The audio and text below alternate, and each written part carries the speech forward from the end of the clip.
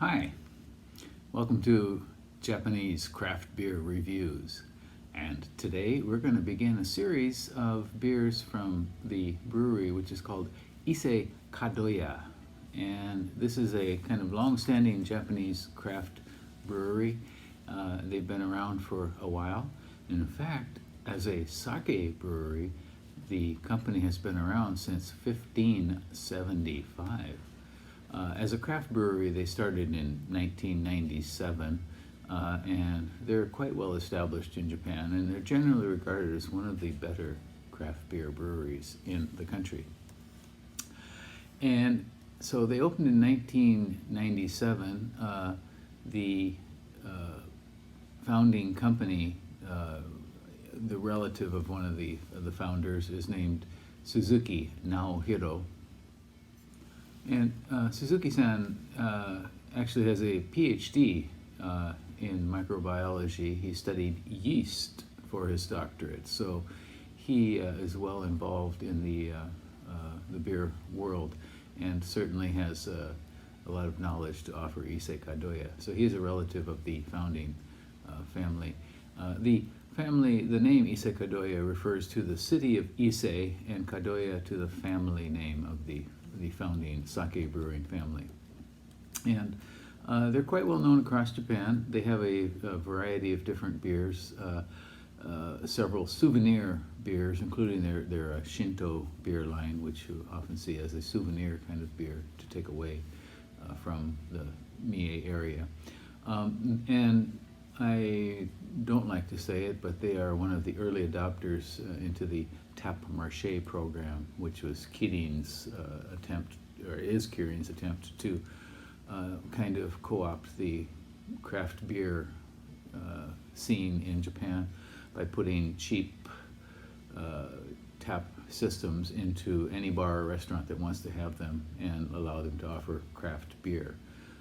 Primarily Kirin Spring Valley beers, but also a number of real craft beers such as Ise Kadoya. And a number of breweries have participated in that, and I'm kind of disappointed that they are one of them. But they opened a new brewery in 2018 called the Shimono Brewery. They expanded, and they have a number of restaurants as well. In Ise, they have two tap areas. They have a restaurant in Naiku Mai, which is in front of what's called the Inner Shrine. Ise is famous for a very large Shinto shrine, a very important Shinto shrine in Japan. And Naiku is one of the areas, and they have a restaurant there with 6 taps, and then Geku Mai shop with 4 taps outside of it. And at the brewery itself, or the old brewery, the old sake brewery, they have a shop. And in Tokyo, they have 2 restaurants, one in Shinjuku and one Yaesu, and so you can get a lot of their beers at a variety of places. And recently, in the last couple years, they have been putting out many limited and seasonal beers, many one-offs as well. The head brewer is now a man named Deguchi, and he really knows what he's doing.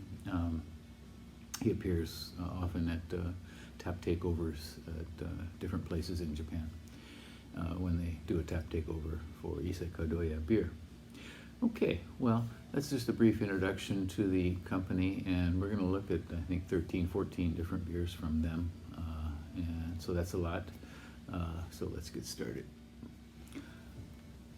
And let's look at another beer from Ise Kadoya Brewery in Ise, Mie Prefecture, Japan, and it's this one. It's called Ise Kadoya XPA, or Extra Pale Ale.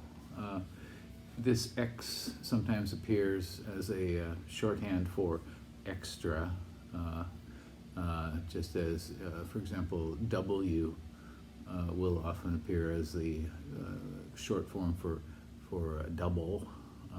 For example, Mino makes W-IPA, which is double IPA. So this is Extra Pale Ale, and this is a simple beer. It is a fairly new one, I think, for them. On Rate Beer, it has only 1 rating at 3.4 out of 5. On Untapped, 117 ratings at 3.73, a bit higher. out of 5. It's 5.5%, 35 international bittering units, and this is a style that it is a pale ale, but it should be very clean and should be light. It should be a little bit more light-bodied, and so it can have a lot of hops, but the body should be light and it should be clean. This one has 3 different hops. They don't specify exactly which ones they are, but definitely should have a light one. And kind of popular in hot places. They mention here on the label that it's popular in Australia, for example. So, shall we try this one out? Ise Kadoya XPA, Extra Pale Ale.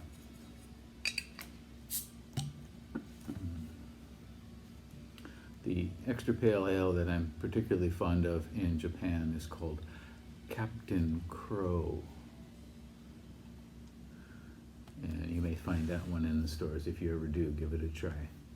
Okay, so it's very clear. Well, yeah, clear, very slight haze perhaps to it.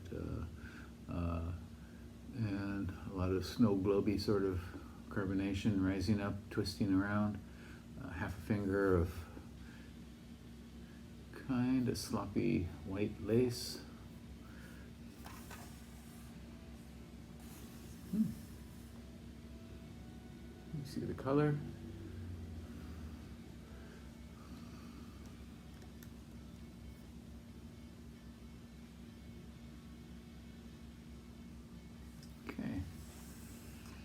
Okay, definitely I think we have something like, I'm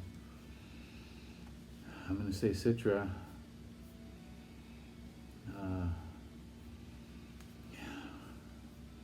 Maybe Mosaic as well. 3 different hops. I wish they would say, and I suppose I should know, but in any case, it does have a sort of southern hemisphere kind of nose to it. Kind of fruity, a little bit stinky.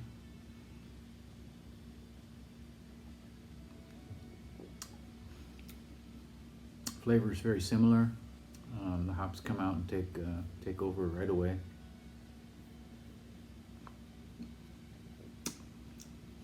Some mild maltiness. It is light, very light. I could be way off on the hops, but that's what I'm getting from it. Citra, perhaps Mosaic. Maybe some Simcoe in the stinkiness. Yeah, a little barnyardy sort of bit in there. Very light, very pleasant. We knocked up to 5.5%.